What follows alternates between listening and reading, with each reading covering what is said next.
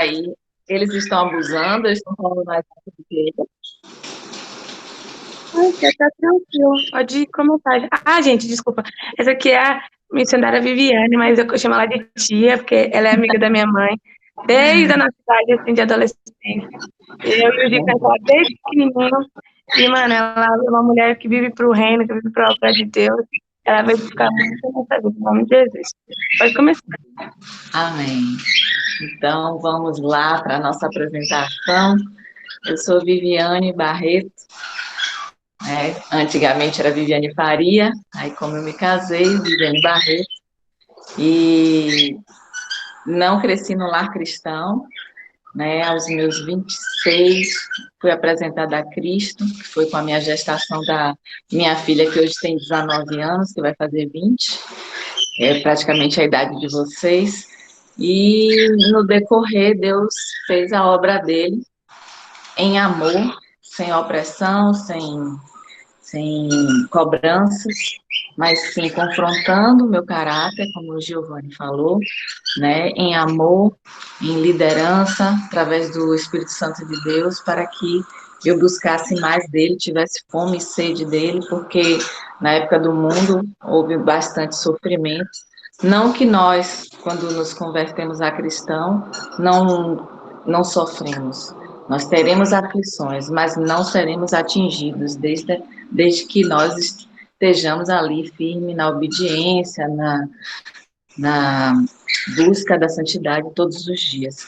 Não seremos perfeitos 100%. Isso é que nós temos que ter essa certeza, né, claro, e clareamento na mente para que não não passamos a aceitar o julgamento do inimigo. Não aceitamos, para que nós não passamos a aceitar a opressão do inimigo. Nós somos, dia após dia, aperfeiçoados por Cristo Jesus. E fazer missão foi uma das coisas que Deus me apresentou, através de uma pessoa que evangelizava, um rapaz católico que evangelizava na oficina mecânica dele. E ali eu achei interessante, poxa, o cara não é letrado, o cara não é nada assim no sentido de estudo, né? Porque muitas pessoas acham que para você fazer missões você precisa ter uma bagagem ampla, mas não, o Espírito Santo usava ele e ele era da Igreja Católica. E eu, já no Evangelho, já no cristianismo aqui do pentecostal, do Reino de Deus, né, que nós vivemos hoje no Evangelho, eu disse assim, poxa, se ele consegue, por que que eu não? Então, se o inimigo apresentar para vocês que vocês não são capazes, isso é mentira, porque quem nos capacita é o Espírito Santo de Deus. E aí eu entrei para fazer missões e teologia. Me formei em 2009. A Yasmin, como me acompanhava muito, ela acabou fazendo missões aos 8 anos de idade, se formou junto comigo, e ela era chamada de missionária mirim. E o nosso propósito hoje é parecermos iguais, porém diferentes. Nós não nos vestimos como pessoas, alguns cristãos se vestem todos fechados, né? Nós não temos linguajares de eclético, aqueles linguajares todos pomposos, não. Quanto mais simples vocês forem, mais vocês conquistam corações. Quanto mais simples e humildes vocês buscarem ser, mais vocês atingirão as pessoas ao redor. E nosso tema hoje é, então, concluindo, eu formei em missões e teologia. E eu agradeço ao Espírito Santo de Deus por ter tocado o coração de Giovanni e de toda a liderança aí para poder fazer essa mentoria para os jovens, né, que estão ardendo com um coração fervoroso para a palavra do Senhor, para a obra do Senhor. E saibam que quando nós falamos para o Senhor, eis-me aqui, Ele faz. Sem força, sem violência, sem opressão, sem cobrança, não, tudo muito suave, tudo muito singelo, tudo sublime assim. E nós somos a verdadeira mensagem de Cristo em nossas vidas. Quando nós buscamos parecer cada vez mais com Cristo Jesus, a nossa vida convence os outros. Então, nós parecemos ser iguais, mas quando nós falamos, nós agimos, nós praticamos tudo diferenciado do reino, diferenciado conforme a palavra do Senhor, as pessoas se tocam assim, poxa, mas essa pessoa pensei que era parecida comigo, mas não é, ela tem algo mais, eu quero conhecer esse algo mais, e aí começa a ter curiosidade e coisas boas. Então, vamos lá para o tema, que são povos não alcançados. Esse é um tema bem, assim, massificante. Eu tentei fazer um estudo bem interativo, né? Já soube que vocês podem interagir comigo, então, se vocês tiverem a Bíblia na mão, eu vou precisar que cada um abra uma parte da Bíblia para ler na hora que eu falar o versículo, e aí eu interajo com vocês e a gente vai mergulhando na palavra e no estudo.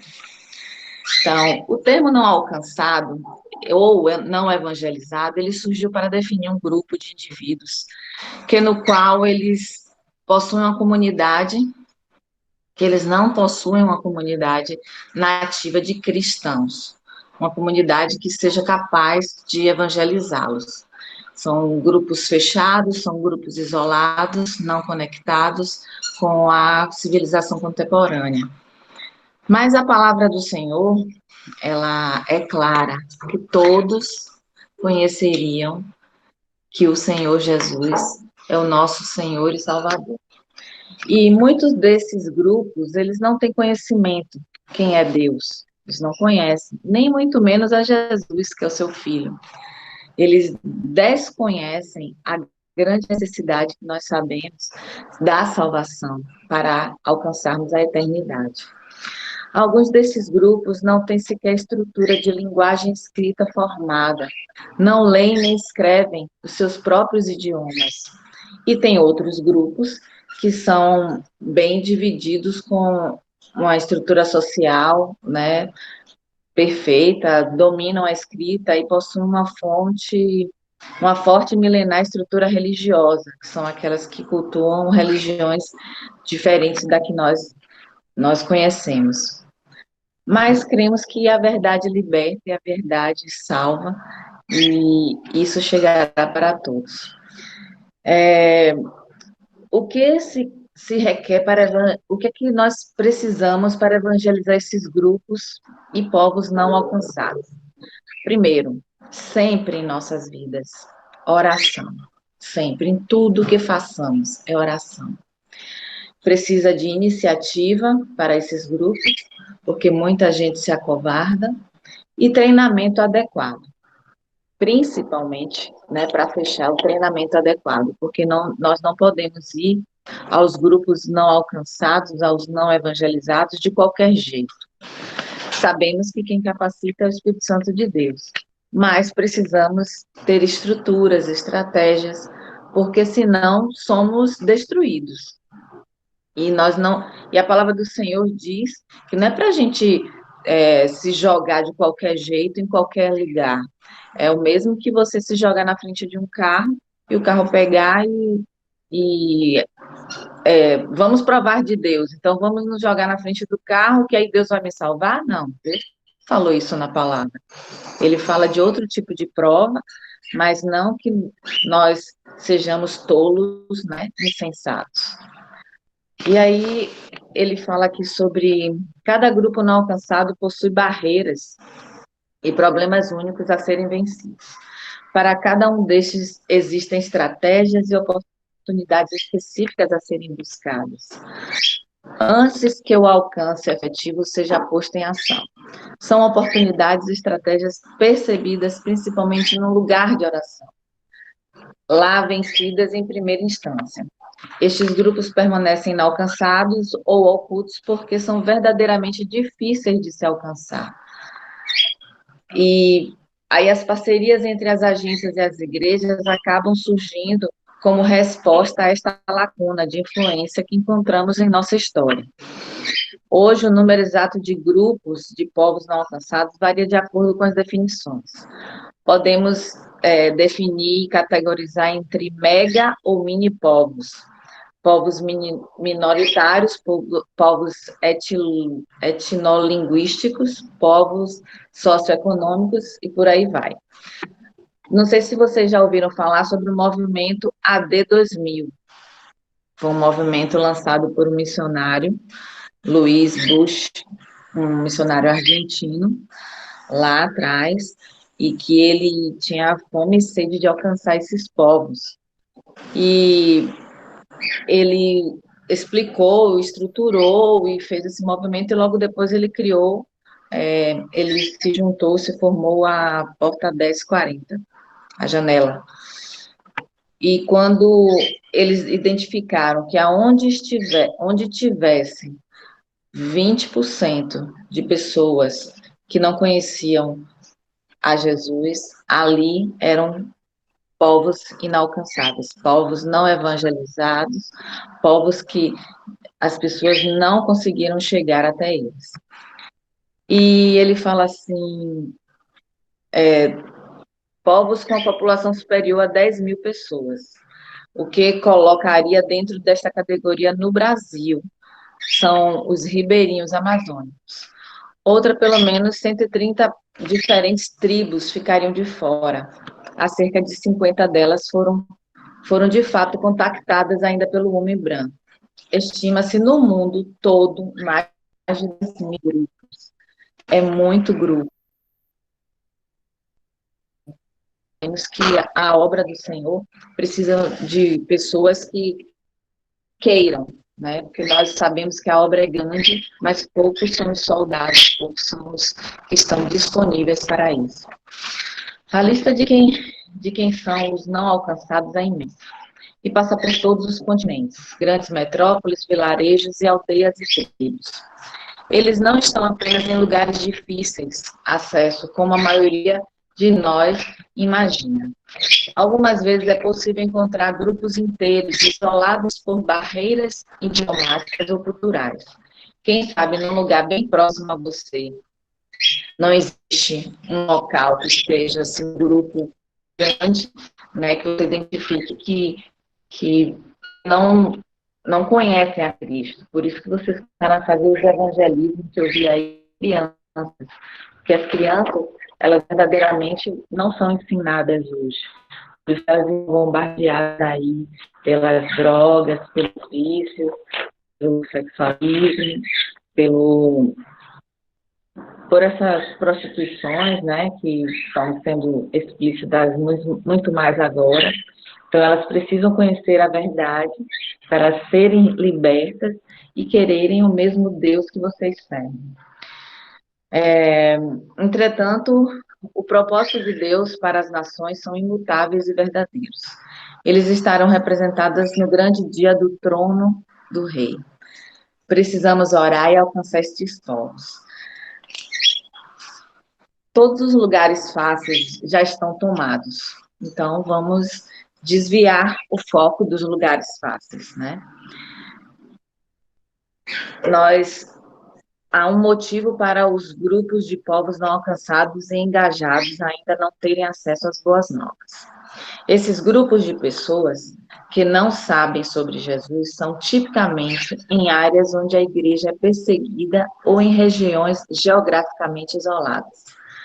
Os PNAs, ou seja, povos não alcançados, frequentemente estão no topo das montanhas, no meio de desertos, em selvas escondidas, perdidos em favelas urbanas, vivendo em vida nômade ou vivendo em pequenas ilhas no meio de grandes oceanos. Alcançá-los não será fácil, por diversos fatores. Perseguição governamental, hostilidade dos moradores locais, estradas perigosas, guerras, crime, terrorismo ou clima extremo são apenas alguns dos fatores. Vamos ver algumas aversões ao risco. Ele diz assim, os muitos cristãos têm aversão ao risco e não estão dispostos a irem a esses povos. ou seja, quem está disponível, né, realmente precisa queimar e arder por missões. Muitas vezes eu me questionava por que que meu coração ardia em missões? Porque nós queremos propagar o amor de Cristo para essas vidas, nós queremos mostrar o quanto Jesus tem nos ajudado a nos transformar, a sermos pessoas melhores, a confiar que dias melhores virão, de que o mal não nos atinge, por aí vai. E podem ser também outros cristãos que são insensatos, certo? Que aí, como eu disse, eles não estão dispostos a irem, né, aos povos não alcançados. Ficou claro em novembro de 2018, quando o missionário John Shaw, da All Nations, foi morto ao tentar alcançar os sentineleses, Eu repeti tanto esse nome, mas eu disse, meu Deus, vou conseguir. Sentineleses é o povo indígena da Ilha Sentinela do Norte, nas Ilhas Andamão da Índia. É um povo ainda, um dos povos andamenses que resistem ao contato com o mundo exterior. Imagine, esse povo, eles resistem ao contato do mundo exterior. São um dos últimos povos que permanecem isolados e quase intocáveis pela civilização contemporânea. Quando esse missionário foi lá, ele foi assassinado, porque eles têm medo de alguém penetrar, então eles não querem o mundo, eles não têm internet, eles não têm nada lá, eles são intocáveis. E, assim, pode-se parar para pensar, será que muitas pessoas pararam para pensar, até a própria igreja, né? Muitos condenaram e alguns louvaram a atitude desse missionário, John Shaw. Algumas pessoas pensaram criticamente sobre as questões envolvidas ou questionaram os detalhes ocorridos. Só que, parando para analisar, quem somos nós para fazermos julgamento, criticar? Nós estamos aqui para viver o eis-me aqui. Me leve para onde o Senhor quer que eu vá. E o propósito de citar esse incidente específico é para ressaltar a necessidade de ponderarmos sobre o risco, porque no início nós falamos que precisamos orar, ter iniciativa e ter treinamento. O que eu espero fazer com essa citação é responder as seguintes questões. O que a Bíblia diz sobre isso? Como as agências missionárias e igrejas locais podem responder com sabedoria e obediência à grande comissão? Como podemos equilibrar a segurança para missionários e compaixão pelos povos que não têm acesso ao Evangelho? Então, fica claro que nem todos os cristãos possuem a mesma compreensão sobre missões. Portanto, eu gostaria de esclarecer 3 crenças teológicas, né, que eu posso explicar aqui para vocês. A primeira, Deus, em Jesus, é digno do louvor de todas as nações e receberá todo o louvor a todas as nações. Segundo, Deus nos dá a escolha. É um direito fundamental humano o direito a escolher ou não seguir a Jesus. Consequentemente, nenhuma pessoa ou povo tem direito de decidir por outra pessoa, o povo se eles devem ou não seguir a Jesus. Logo, assim, é uma necessidade fundamental humana ter acesso ao conhecimento das boas novas. Os missionários ajudam a oferecer essa escolha. Os missionários não podem impor esses povos, entendeu? E a terceira é que Deus escolhe trabalhar através dos seus agentes humanos. Você pode ser um desses agentes, né? Ele poderia ter feito nossas escolhas por nós, e às vezes, de fato, ele faz outras escolhas. No entanto, seu plano normal é convidar seus filhos a irem e convidarem aqueles que não conhecem o nome de Jesus para experimentarem e conhecerem sua bondade. Vamos lá os riscos no Novo Testamento. Quando Jesus enviou os 12 discípulos em uma viagem missionária, está lá em Mateus 10, ele é mais explícito sobre o sofrimento e perseguição. Desde o começo, o conceito de enviar, ir e sofrer eram um só e ações de Jesus. Por exemplo, Jesus promete que os apóstolos sofrerão e serão presos em seu nome, serão traídos pelas suas próprias famílias, flagelados e terão de lutar contra medo. Muitos de vocês aqui, eu acredito que passam por situações ainda dificultosas de falar, né, ou poucos de vocês, não sei a vida de vocês todos, de falar de Jesus na própria família. Né? Nós já começamos a aprender as barreiras dentro de nossa própria casa. Quando nós vencemos essa barreira, sabemos como arquitetar, como ter estratégias dentro da nossa própria casa, da nossa própria família, nós já podemos passar adiante para os nossos vizinhos, para os nossos amigos de escola, amigos de outras regiões. Depois passamos a agir no trabalho, passamos a agir em todas as áreas que nós pisarmos os nossos pés. Porque a palavra do Senhor diz que aonde pisar a planta dos seus pés, nós seremos luz, nós seremos o sal da terra. Então, nós temos que lutar contra esse medo. É verdade, Ju. É o primeiro campo de batalha.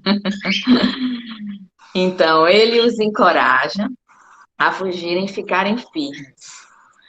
Um equilíbrio que tem sido difícil para os fiéis compreenderem desde que essa ordem foi dada.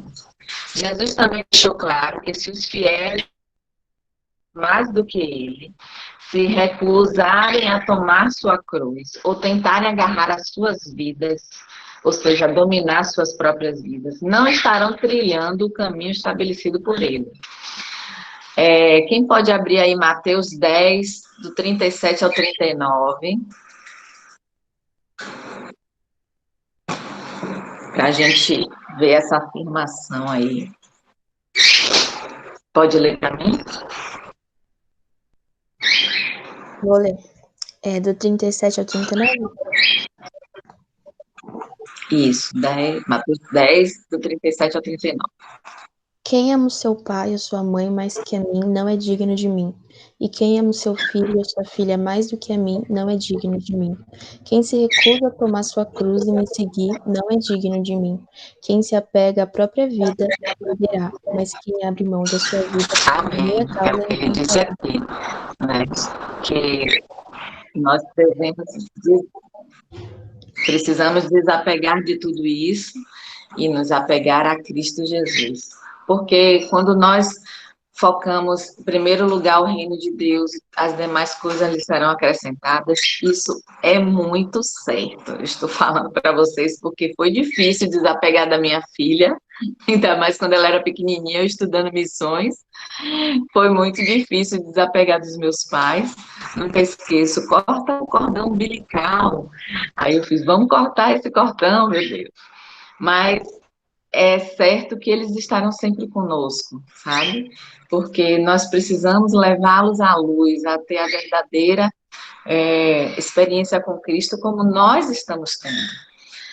Então, há muitos trechos no Novo Testamento nos quais os discípulos e igrejas abraçaram o risco. Foi aí que eu vou precisar de vocês.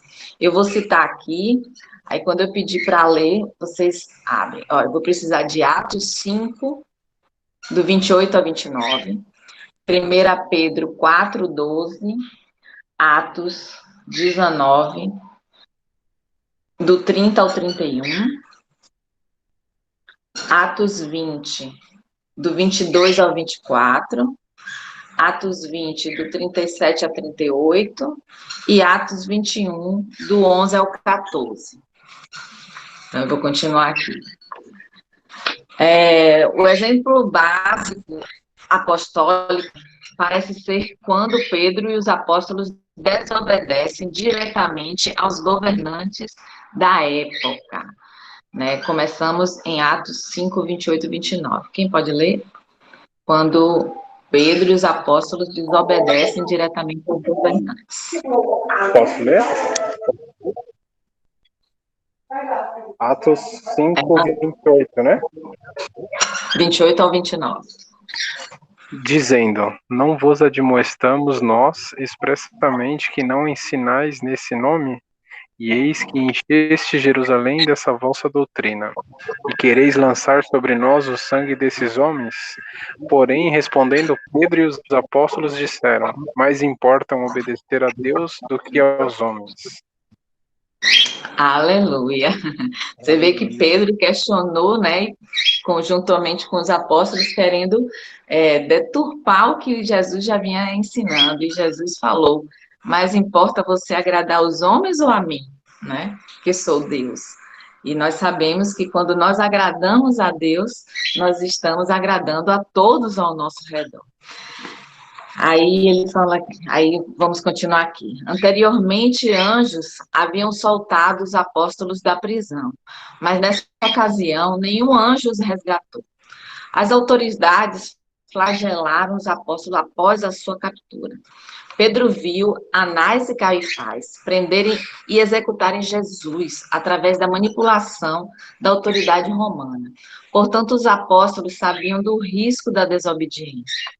No entanto, eles ainda assim escolheram obedecer a Deus em vez de obedecer aos homens, depois de serem admoestados. Mas para frente, Pedro lembra os crentes que não se surpreendessem, que olhassem tudo como algo normal, quando passassem por duras provas de aflição. Quem pegou aí 1 Pedro 4,12?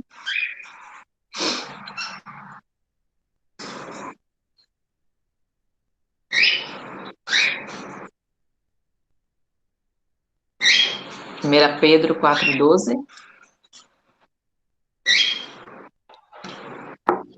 Amados, não se surpreendam com as provações de fogo ardente pelas quais estão passando, como se algo estranho lhe estivesse acontecendo. Amém. Em diversos incidentes, a igreja primitiva parece ter discordado sobre os níveis de risco aceitáveis. Vamos lá, vou te dar alguns exemplos. Em Éfesos, Paulo queria falar com a multidão, apesar do levante perigoso que ocorria.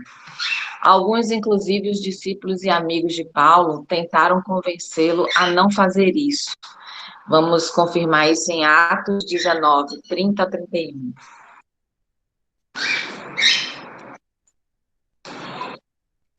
Posso ler? Pode. Quando Paulo quis apresentar-se ao povo, os discípulos não o permitiram. Também algumas autoridades da província, que eram amigos de Paulo, mandaram um recado, pedindo que ele não se arriscasse indo ao teatro. Amém. Você vê que eles temiam que Paulo sofresse alguma coisa, né? E ali eles convenceram ele. No fim, que não era necessário que Paulo se dirigisse à multidão.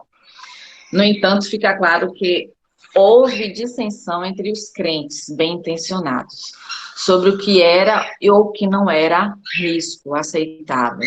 Ou seja, dentro do próprio meio cristão, do próprio meio de crentes bem-intencionados, há uma divisão, porque as pessoas ficam divididas, aí bate o medo, bate a incerteza, bate a dúvida, e quando nós precisamos sempre colocar a oração, a conversa com o Espírito Santo de Deus, para ter a certeza, estratégias, né? Nós temos que conversar com líderes, temos que conversar com os povos da região, saber quais são as dificuldades, nós temos que sempre nos alicerçar, sempre treinar de coisas, nos revestir de informações suficientes para não passarmos por riscos, né?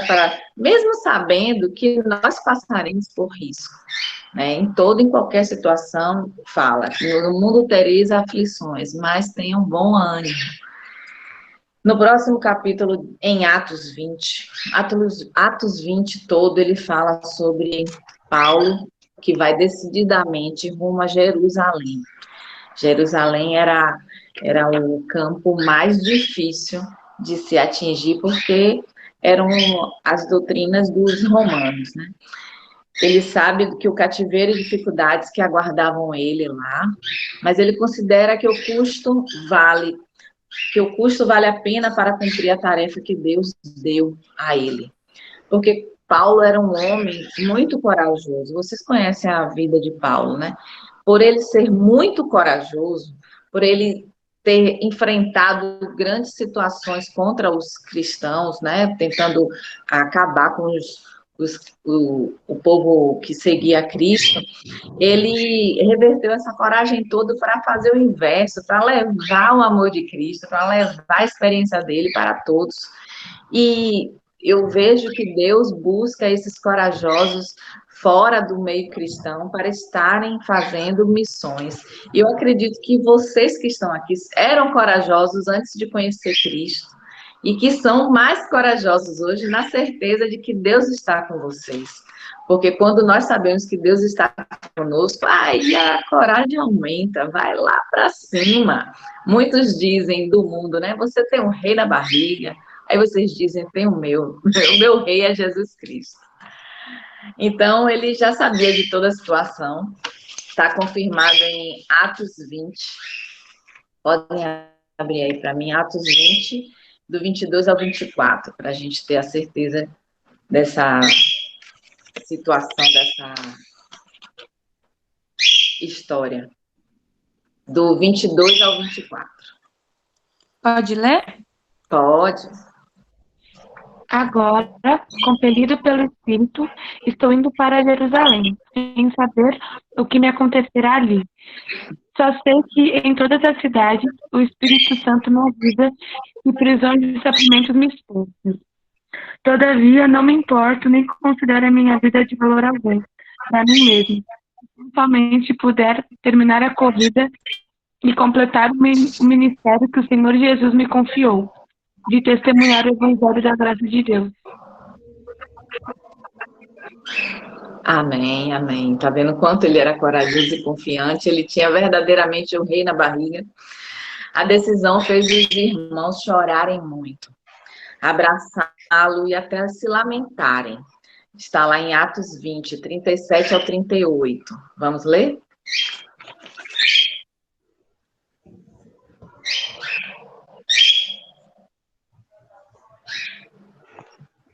(37 ao 38). Posso ler de novo, então? Pode, Cacá. Todos choraram muito, e abraçando, beijavam. O que mais os entristeceu foi a declaração de que nunca mais veriam a sua face. Então o acompanharam até o navio. Amém. Aí Ágabo profetizou que Paulo seria amarrado e entregue aos gentios. Está lá em Atos 21. Eu preciso que leiam Atos 21, do 11 ao 14. Eu leio, só vou procurar aqui. Tá bom.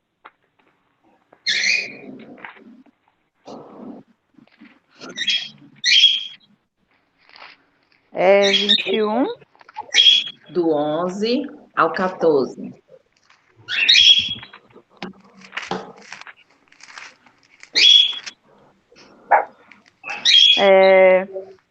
E vindo ter conosco, tomou a cinta de Paulo e, ligando-se os seus próprios pés e mãos, disse: Isto diz o Espírito Santo: assim ligarão os judeus em Jerusalém o varão de quem é esta cinta, e o entregarão nas mãos dos gentios. E ouvindo nós isto, rogamo-lhes, tanto nós como os que eram daquele lugar, que não subisse a Jerusalém. Mas Paulo respondeu: Que fazeis vós chorando e magoando-me o coração? Porque eu estou pronto não só a ser ligado, mas ainda a morrer em Jerusalém pelo nome do Senhor Jesus. E como não podíamos convencê-lo, nos aquietamos, dizendo: Faça-se a vontade do Senhor. Amém. Você vê que Ágabo não finalizou sua palavra profética aconselhando a Paulo a não ir para Jerusalém. né? Ele, olhando o texto, nós sabemos que nada do que Ábago dissesse era uma revelação nova para Paulo. Paulo já sabia de tudo isso. Por isso que nós precisamos da intimidade diária, né, com o Espírito Santo de Deus. No entanto, quando os fiéis ouviram isso, imploraram a Paulo para que não fosse a Jerusalém. E aí as pessoas pareciam tirar a conclusão que o perigo estava, que Paulo não deveria ir. Mas não foi isso que Paulo concluiu. Ele concluiu que ali era uma passagem profética, ou seja, confirmando que ele realmente entendeu, que ele realmente estava exercendo o ID do Senhor. E ali ele deixou o pessoal, né, triste, que estavam convencidos, né, que ele ia ser preso. O apóstolo sabia do perigo e sentiu que devia ir para Jerusalém mesmo assim, porque nós sabemos que para proferirmos, né, nesses povos, no nosso meio já é difícil, imagine nesses povos inalcançáveis, que são povos que já têm culturas firmadas, deuses específicos. Você pegar e dizer, para você explicar que aquele Deus não é um Deus, que o único Deus é o Deus que criou os céus e a terra, que entregou seu único filho Jesus Cristo como seu único salvador, explicar sobre a salvação, nós temos que ter total delicadeza, amor, sabe? Entender assim, como eu reagiria se eu ouvisse isso agora, que aquilo que tem gente que acredita nas pedras, tem gente que acredita em imagens, né? E aí você sai no campo missionário e você vai dizer, não, isso é coisa do inimigo, isso aqui não é correto, não pode. Nós temos que ler a palavra para que eles sejam convencidos. E uma das principais perguntas que nós fazemos ao evangelizar é se a pessoa acredita na Bíblia. E muitas pessoas perguntam, mas a Bíblia foi criada por homens? Não, foi escrita por homens, porém, instruída pelo Espírito Santo de Deus. E quando a pessoa acredita que existe um Espírito que fala conosco, nós temos que invocar sempre o Espírito Santo, o Espírito Santo. E ali o Espírito Santo vai nos capacitando e vai nos ministrando o coração das pessoas. Mesmo que pareça ser difícil, o Espírito Santo vai quebrando. Aí vale salientar os riscos, certo? Vamos falar sobre os riscos. Existem 5 atos de coragem também. Às vezes eu penso que como seria a cena se tivesse acontecido na minha igreja, ou numa agência missionária, que o texto fica claro que os crentes, sinceramente, não entendiam ou abraçavam o risco no mesmo nível. Aí dá para a gente perguntar, né, se a nossa igreja cometeria o mesmo erro que Paulo fez, ou nossa igreja cometeria o mesmo erro que os cristãos fizeram falando a Paulo. Nós lamentaríamos a perda de um grande líder?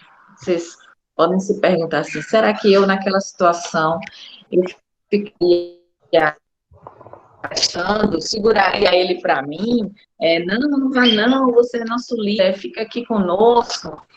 Né? O que você acha realmente que aconteceria? O que vocês imaginariam se colocando naquele momento?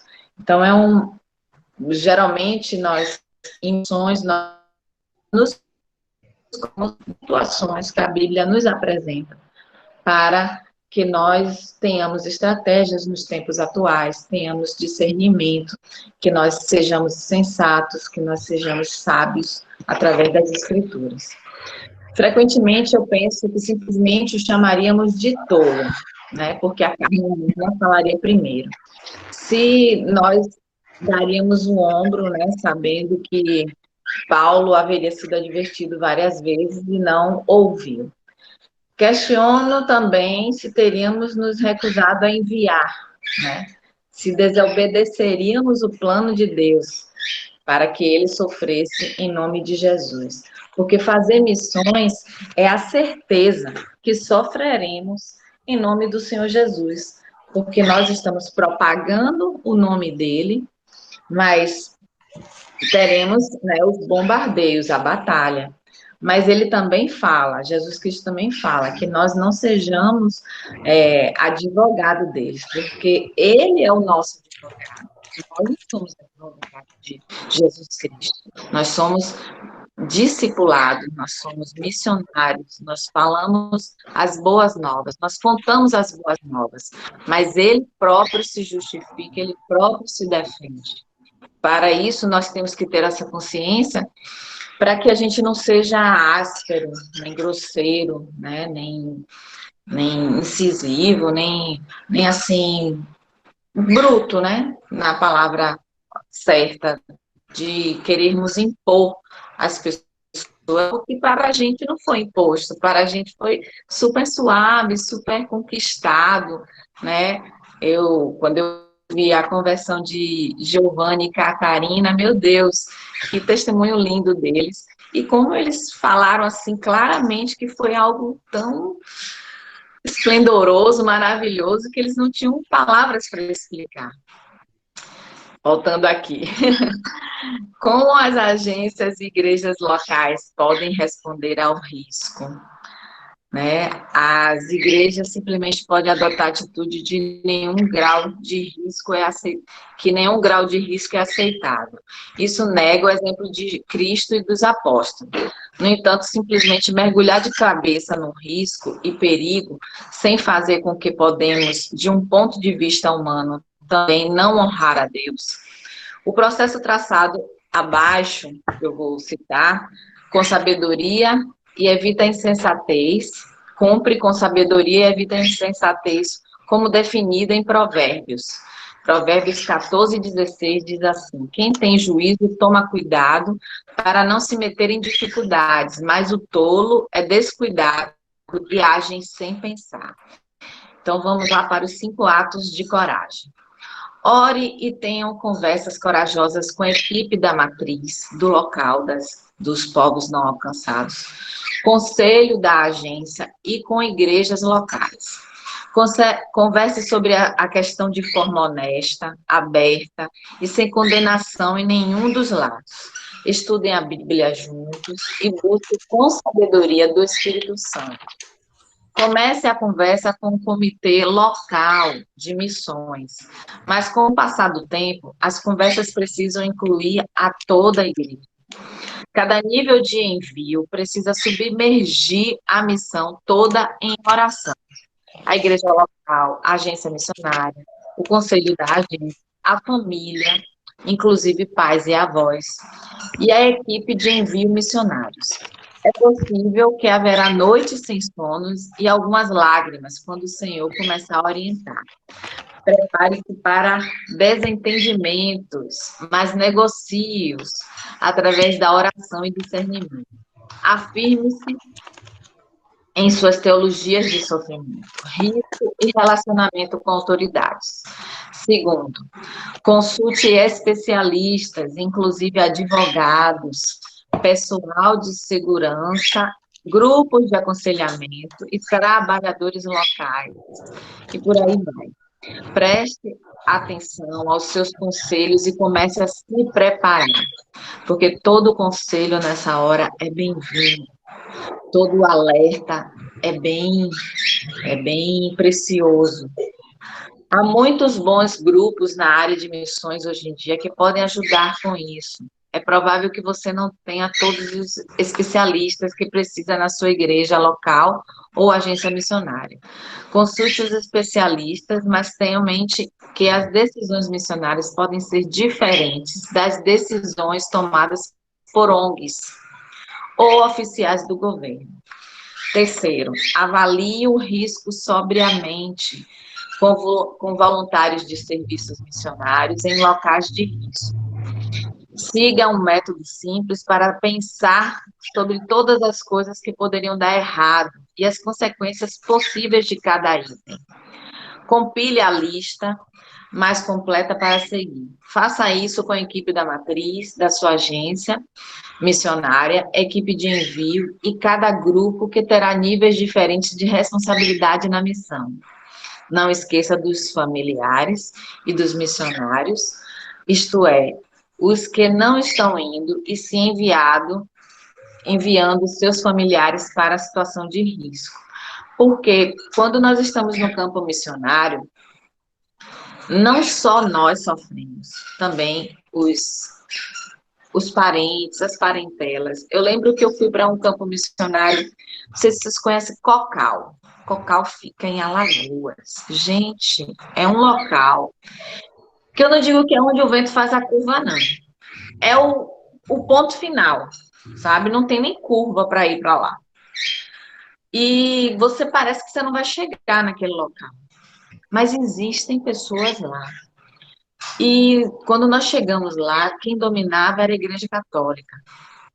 Mas assim, o padre ia lá uma vez por mês. E no período que nós fomos para as missões, lá no local, já tinham 3 meses sem um padre ir lá. E nós fomos de casa em casa. E as pessoas ficaram tão impactadas com o amor de Cristo que conseguimos encher uma igreja evangélica que existia lá, mas não tinha atividades. O pastor não ia lá porque não conseguia lotar de pessoas. E eu lembro que a gente não pegava celular, não pegava telefone, não pegava televisão, não pegava nada lá. Malmente pegava um rádio, porque vinha um rádio mais potente de algum local que chegava lá e pegava algo falhando. Eu lembro que eu peguei o orelhão e liguei para a minha família e me disseram que a minha avó, de 80 anos, tinha caído no banheiro do nada. Aí eu liguei para ela. Ela, minha filha, eu não entendi nada, porque eu estava me segurando e caí. Eu faço missões, já sabia o que era, né? O inimigo, ele tenta rondar aqueles que estão fragilizados. E aquilo me impactou e me amedrontou, e eu repreendi, disse, e fiz uma oração por minha avó, e vida que segue. Voltei para o campo. Quando eu voltei, estava tudo lindo e maravilhoso, porque nós colocamos em oração, como ele fala aqui. Nós temos que colocar todo mundo em oração, até os familiares, para que todos sejam protegidos, principalmente quem está no campo minado, que somos nós, missionários. Quarto ponto, mitigue os riscos o tanto quanto possível, sem sentir que você está comprometendo a missão. Lembre-se que missionários não podem se esconder atrás de muros ou ter uma equipe enorme de guarda-costas com eles. Às vezes, planejar os descansos é a forma mais simples de diminuir o risco de esgotamento mental para as famílias em contextos de alto risco. Portanto, não ignore as mitigações como descanso, sono, diversão e férias. É necessário, porque se nós ficarmos 24 horas pensando, agindo, vem o esgotamento físico, e isso é necessário, um bom sono, um bom descanso, uma diversão, umas férias para voltar para o campo. E o quinto e último, a missão deve estar equipada. Treine sua equipe, levante fundos para que pode ser feito razoavelmente e que seja necessário para cumprir a missão e proteger seus missionários. Ou seja, precisa ter fundos de emergência, planos de contingência para lidar com evacuações de emergência. Se você precisar sair urgente da cidade, do estado da região que você está, precisa de fundos para treinamento especial, para aconselhamento psicológico especial, né, focado nessa área. Precisa também para as férias, precisam ser bancadas, para o descanso, para repatriação de restos mortais, ou seja, aqueles que morrem, como vamos recolher aqueles corpos, né? Precisamos também de fundos para respostas para as mídias, porque as mídias também, né, estão lá sempre em cima de todos, para saber o porquê, como, o que e porquê. E os fundos emergenciais deverão ser pelo menos dezenas de milhares de dólares, ou mais, não são poucos. Essas são as decisões ou discussões fáceis, no entretanto, são necessárias e que honram a Deus e os povos do mundo. Então, nós precisamos também saber que os 29% ainda não alcançados pela evangelização mundial, eles estão carentes. Carentes porque as pessoas estão deixando a desejar. Eita, meu tempo já está acabando, é? Eita. Deixa eu ver aqui. Deixa eu ver se eu consigo resumir um pouco mais. Nós temos movimentos de plantações de igreja. Modelo bíblico. Ele diz aqui, Jesus começou um movimento em 3 anos com discípulos que aprendiam a amar, obedecê-lo aos seus comandos. O crescimento numérico dos discípulos nesses 3 anos, é claro, de 12, foi montado mais 72, né? Aí vocês podem anotar depois para ler, lá em Lucas 10. Jesus montou 12, dos 12 foram montados mais 72 pessoas. Das 72 pessoas, criaram mais 500. Está lá em 1 Coríntios 15, 6. Depois vocês podem ler. E mais de 3.000 no Pentecoste, e pelo menos 5.000 depois, né? Foram aumentando. Esses 5.000 depois está lá em Atos 4:4. A crença de que Deus usa as pessoas para começar movimento, hoje em dia é baseada na promessa de Jesus, de que seus discípulos fariam grandes coisas. Está lá em João 14, do 12 ao 14. Então, cada grupo foi dado um vilarejo, um povoado, ou seja, coloca cada pessoa no local, e dali vão constituindo mais discípulos, porque nós ganhamos as pessoas através do discipulado, nós não ganhamos por força ou violência, né? O sistema de Jesus era muito simples, mas profundo.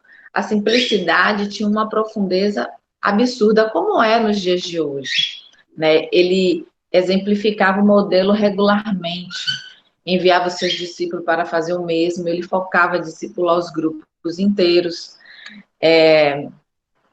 primeiro nos seus lares.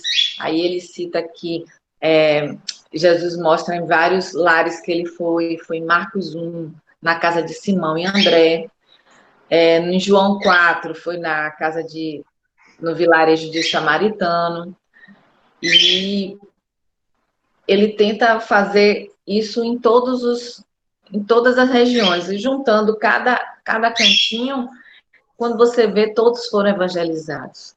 Essas estratégias é o sistema de Jesus.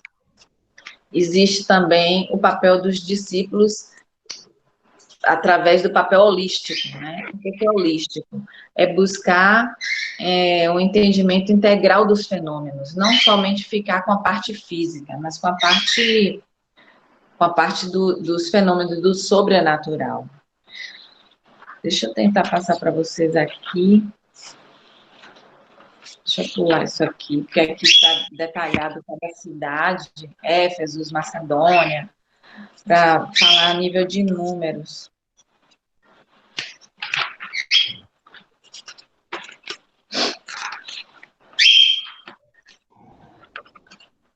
Os movimentos atuais. Pesquisadores estão acompanhando mais de 150 movimentos de implantadores de igreja, com mais sendo adicionados a cada ano.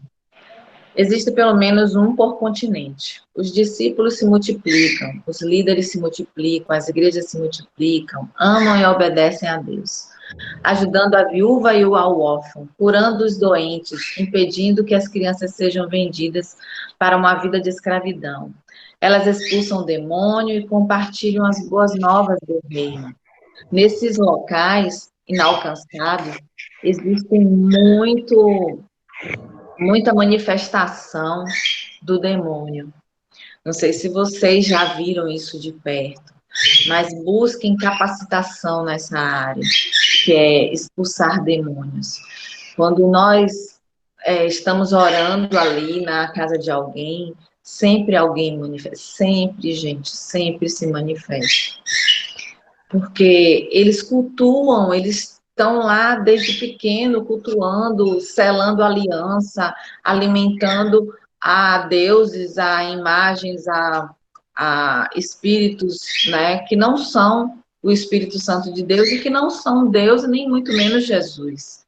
Então, o espírito maligno aparece e ele confronta você, e ele fala sobre pecados seus, ele, ele aparece ali, mas maior é o Espírito Santo de Deus. Não estou falando para amedrontá-los, estou falando para vocês se capacitarem. E ali não pode andar um sozinho, tem que andar dois ou mais, porque sempre um segura, outro ora e o outro intercede. É muito corriqueiro isso acontecer. Não se assustem se acontecer em alguns locais por aqui por perto, mas nesses campos, nesses povos não alcançados, não evangelizados, é fatal. E eu já fiz assim alguma experiência do grupo missionário ter 30 pessoas e só 3 pessoas tinham coragem de ir. Era muito engraçado isso, porque acabava sobrecarregando aqueles 3, né? E eu não vou negar que um dos 3 eu estava sempre no meio, porque eu nunca tive medo. Eu fui muito afligida com os dons espirituais pelo inimigo quando eu era criança. E eu sempre tive raiva daquilo que eu passava e eu não entendi o que era. E hoje que eu tenho a Cristo, que eu vivo com Cristo, eu entendo como somos afligidos espiritualmente. Então, não tenham medo disso, não tenham mesmo, porque a capacitação não só vem do nosso estudo, do nosso planejamento estratégico, mas também existe a grande maior capacidade que vem através do Espírito Santo de Deus, porque Jesus Cristo é quem nos capacita o tempo todo, podem ter certeza. Um movimento que os líderes se multiplicam, as igrejas se multiplicam, o homem obedece, ajudando, então, expulsando demônios e compartilham as boas novas do reino. Um movimento que nasceu há 4 anos na Índia já tem mais de 7.000 congregações, incluindo algumas igrejas de 18ª geração. Um dos primeiros movimentos surgiu há cerca de 25 anos, em outra parte da Índia, entre o grupo linguístico Bhojpuri. Pesquisadores já realizavam diversas auditorias. A mais recente mostra que há pelo menos 8 milhões de crentes batizados e aproximadamente 200.000 congregações que servem à comunidade através de esforços de alfabetização, educação sanitária e outros. Um movimento emergiu nos Estados Unidos entre os grupos que são frequentemente ignorados pela igreja já existente. E movimentos de milhares de congregações estão crescendo em muitos continentes, em áreas hostis às boas novas de Jesus. Então, o crescimento está havendo, principalmente por causa da internet, por causa da acessibilidade, mas ainda existem pontos chaves, como nós citamos aqui naquelas ilhas, né, que são inalcançáveis, que elas têm medo de ter convivência com o novo, e isso acontece porque o novo assusta. Sabe quando você é pego, ai meu Deus, eu tenho que aprender isso, e agora? Como é que eu vou fazer? Imagine esse povo que é fechado, que é totalmente vetado pelos líderes deles, pelos espíritos que cercam eles, né? Eles ficam assim, assustados, meu Deus, quem é esse povo que está aqui e tal? Tem um estudo de 2019 que diz que os povos não alcançados estão em 37%. e os povos alcançados estão em 63%, num entorno geográfico do mundo todo, certo? Como ele... Deixa eu pegar outra aqui.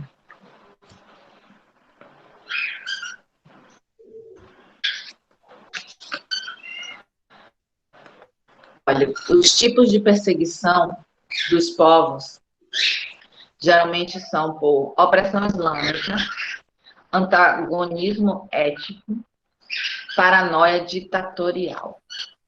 Então, isso tudo são estudos feitos, né, pelas cidades, pelos territórios. Tem o território do Palestino, deixa eu dar um exemplo. Territórios palestinos, eles são perseguidos por opressão islâmica, o governo deles é parlamentarista, a região dele é no Oriente Médio, e o tipo de religião de lá é o islâmico. O México, imagine o México. O tipo de perseguição é antagonismo étnico, o governo é república presidencialista, e a região é América Latina, e o tipo de religião é o cristianismo, que prevalece lá. Azerbaijão, tipo de perseguição, paranoia ditatorial, governo, república presidencialista, região, Ásia Central, e o tipo de religião é islamismo. Os estudos, eles se baseiam nos tipos de religião, cristianismo e islamismo, ou seja, o islamismo é a maior dificuldade, a maior opressão, a maior barreira que nós temos.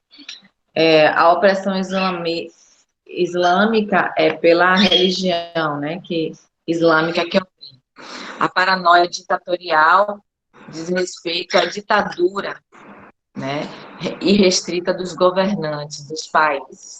O líder deve ser adorado. Então, onde existe a paranoia ditatorial é onde o líder deve ser adorado, como a China, como, né, outros lugares, tipo a Arábia, que os líderes precisam ser adorados.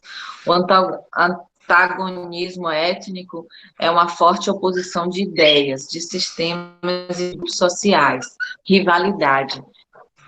Isso aqui é tipo a ilha que o missionário John, né, foi assassinado. E temos aqui vários locais que precisam ser evangelizados, mas não vai dar tempo nem para a gente falar, já são 11h08. Eu vou deixar para vocês fazerem perguntas, porque se tiverem algum questionamento, alguma dúvida, que possa esclarecer, nós temos aí 20 minutos. Espero que possa ter ajudado vocês. Como eu disse, é uma aula muito mais, assim, como é que eu digo, escrita, né? Mas eu tentei interagir com vocês para que vocês não adormecessem aí do outro lado. Muito boa aula. Eu quero até fazer, você falou sobre os sentinelas, né? Que é uma ilha, eu já tinha visto um vídeo sobre eles, que todo mundo que chegava perto, ele já chegava com flecha e tal. E o governo de lá proibiu pessoas de chegarem lá perto da ilha. Acho que é 5 quilômetros de distância, não pode chegar lá. Até porque você conseguiu esse assassinato lá, né? Mas, então, aí você vai na Bíblia e Jesus falou assim, fazer discípulo de todas as nações, né? Então, tipo assim, e aí? Você vai obedecer a quem, né? Tipo, todas as nações é todas as nações, a gente tem que buscar estratégias pro Espírito Santo. E aí, tipo, eu nunca tive oportunidade, assim, tipo, de lugares, assim, muito afastados, assim, onde, tipo, na África, onde, tipo, o inimigo já oprimiu muito ali, graças a Deus, hoje tem muitos missionários naquele campo ali, né? Acho top, acho que você já tem experiência. Falou sobre, tipo, você falou também sobre expulsar demônio, né? A gente, quando vai fazer evangelismo de rua, a gente, por algum motivo, sempre vai em 2 e 3, né? Até pra não assustar muita pessoa, tipo, às vezes, não nem porque a pessoa tá endemoniada, mas, tipo, pra não chegar muita gente ali. E tem que orar de olho aberto, né? A gente também tem essa... Porque a cara pode acabar manifestando, a cara pode acabar pegando uma coisa sua, a gente não pode ser bobo, né? E alguém ali intercedendo Eu nunca, tipo, nunca tive a experiência de expulsar demônio assim já. Mas já, tipo, depois de ter falado com a pessoa, eu percebi, mano, ali era, tipo, espírito de confusão, tá? Depois de ter falado com a pessoa, depois de algumas coisas que eu já. Depois que eu aprendi algumas coisas por ali não era a pessoa que tava falando comigo, ali era. Eu, na hora não tinha esse entendimento e acabei não expulsando por causa disso. Mas a gente tem autoridade, porque se você precisa ter medo. Jesus é um dos sinais que tem que nos acompanhar, os sinais acompanham os que creem. Meu nome expulsarão demônios, falarão outras línguas, curarão os enfermos, enfim. E a gente tem que andar, tipo, Isso mesmo. Mas no meio urbano é muito difícil ser manifestado. Eles chegam assim como ovelhas, né, em pele de lã, querendo passar que eles estão ali em concordância com você, porque Satanás, ele era um anjo do Senhor, ele era um que ficava ali do lado do Senhor, né? Ele se rebelou porque ele quis ser Deus. Então ele conhece tudo, ele conhece todas as coisas. Ele não pode ter os dons de Deus, mas ele conhece tudo. Então ele tenta ludibriar a gente, chegar como ovelha, como pele de lã, mas as manifestações mesmo, aparecem nesses campos inalcançáveis, sabe? Como eu estou falando que Cocal é um campo inalcançável, e é aqui no Brasil. E logo depois que a gente saiu de lá, as igrejas não continuaram, porque era muito difícil chegar, muito um líder. Ele era sozinho, e na época ele estava de pequenininhos, então isso vai protelando. A igreja que tinha lançado ele para ficar indo para lá para evangelizar e criar discípulos, não deu estrutura para ele, não deu alicerce, não tinha fundos para poder ajudá-lo, né, na caminhada, o carro dele quebrava, aconteceu mil coisas. Então, por isso que quando nós formos para os povos não, precisamos mesmo pensar no financeiro, precisamos ter uma boa estrutura, uma boa estratégia, né? Oração sempre, para que Deus possa trazer pessoas que tenham a mesma visão, pessoas que sejam focados, muito bem intencionados, não aqueles intencionados como aqueles que tentaram fazer confusão na cabeça de Paulo, mas devido à grande intimidade de Paulo com o Espírito Santo de Deus, então ele não foi confundido.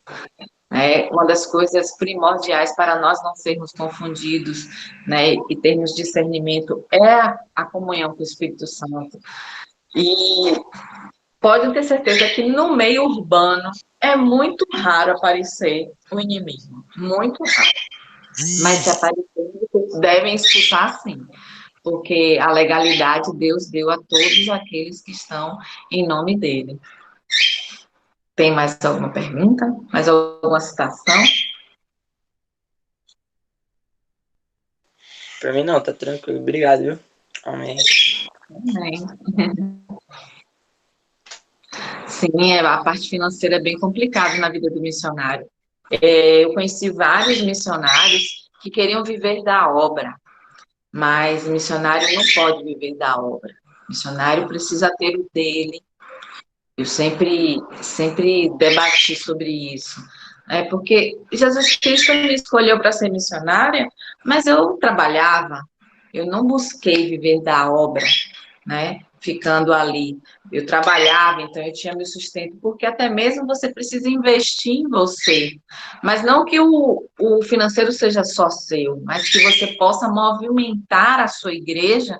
Se você está me mandando, igreja, por favor, junte finanças aí, porque é necessário. Tem uma igreja aqui em Salvador, em Lauro de Freitas, que eles mandam muito missionários.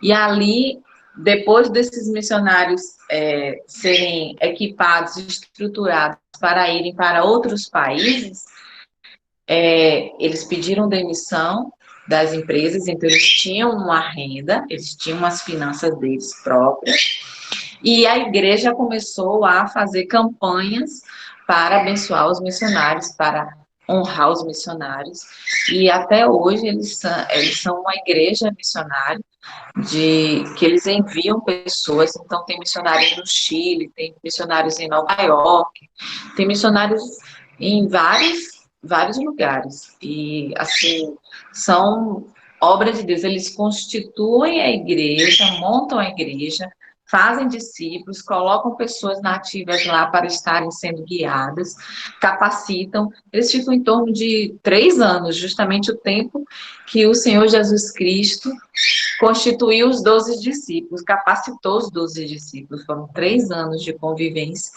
né, para eles começarem a andar com as próprias pernas, usufruindo do Espírito Santo de Deus, porque ele disse que ele ia deixar o novo para eles, né? Que ele ia partir, mas ele ia deixar algo novo para eles, que era o Espírito Santo de Deus. Então, não chega a assustar, não. Precisamos, sim, ter direcionamento para agirmos corretamente, para alcançarmos esses povos. Eu falo que não é para se assustar com as finanças, porque quando nós começamos com oração, estratégia, né? Quando nós começamos com tudo ordem e decência, Deus promove assim, ó, é glorioso, é fantástico, é esplendoroso, você fica assim surpreso e perplexo.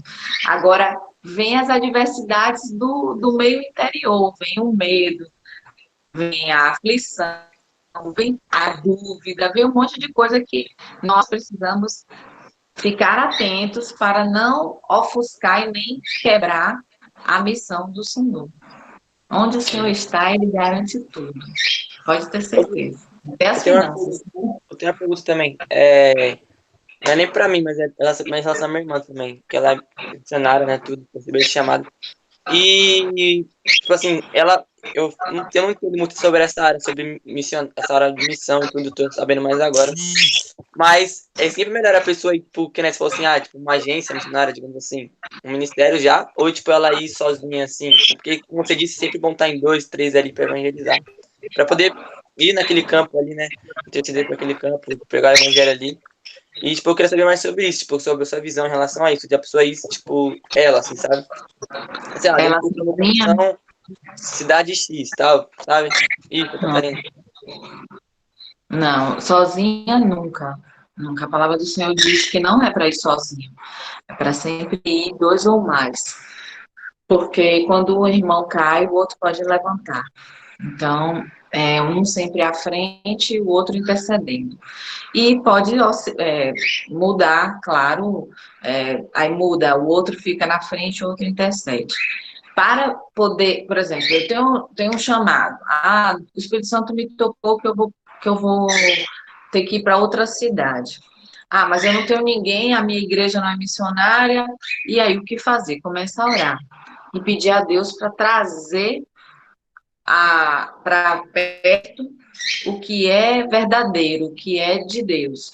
Se precisa procurar uma agência missionária, se precisa levantar fundos, de onde precisa levantar fundos, se precisa ir para uma igreja missionária, ou seja, tem gente que sai de uma igreja e vai para outra, porque a outra tem missões, e ali você começa a se apresentar à igreja, porque não vai ser da noite para o dia, tem um tratamento dentro da própria igreja, de se apresentar, de mostrar voluntariado, de mostrar disposição, de mostrar vida com Cristo, porque quando a gente muda de igreja, a gente precisa mostrar para Deus, claro, que nós estamos com a nossa vida para Ele, e assim automaticamente os outros verão, para podermos ir para os povos não alcançáveis, para podermos evangelizar. Sozinho, nunca. Eu tenho a minha vida assim dita que eu não, para ir para os outros locais, eu fui sempre assim, viagem missionária, eu me inscrevia, que eram agências missionárias, eu me inscrevia e ia participar. Mas eles fazem um questionamento e tal, porque precisa ser batizado, precisa ter um discipulado, e eles ensinavam também, né, lá dentro, para as pessoas se aperfeiçoarem. Então, eu dizia, eu sou nova, eu saí de missões agora, eu quero aprender mais. E eles orientam, eles ensinam. Aqui no Nordeste tem muita agência que faz viagens missionárias. Pessoas que amam a obra mesmo e pegam locais que você nunca imaginava que existia. Meu Deus, existe esse local aqui? Existe. Então, eles são fuçadores mesmo de cidades, lugarejos, de distritos que não chegaram, ninguém chegou lá, não teve nenhum missionário lá. E ali a gente faz a plantação. Se Cacá está precisando ter orientação, tal, que ela ore, dobre o joelho, se consagre, jejue, para ter resposta do Senhor. E pedir a Deus para que Deus traga para perto. Me traga, Senhor, para perto todas as situações, todas as oportunidades, toda, toda a porta aberta para que eu possa fazer missões. E Deus traz e vai mostrando a você como você vai, como você deve agir, deve encaminhar, e aí você faz missões lindo e maravilhoso. Tem mais alguma pergunta? Eu respondi? Respondeu, obrigado, top.